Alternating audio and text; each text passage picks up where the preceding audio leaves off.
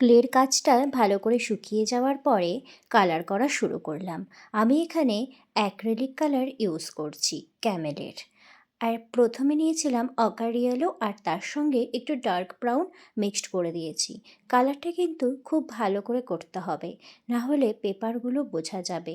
কালারটা করতে অনেকটা সময় লাগছিল, কারণ যেহেতু পেপারগুলোকে আমি মুড়িয়ে মুড়িয়ে দিয়েছি, তাই ভাজে ভাজে ভাজে ভাজে পেপারগুলোকে কালার করতে বেশ সময় লেগেছে।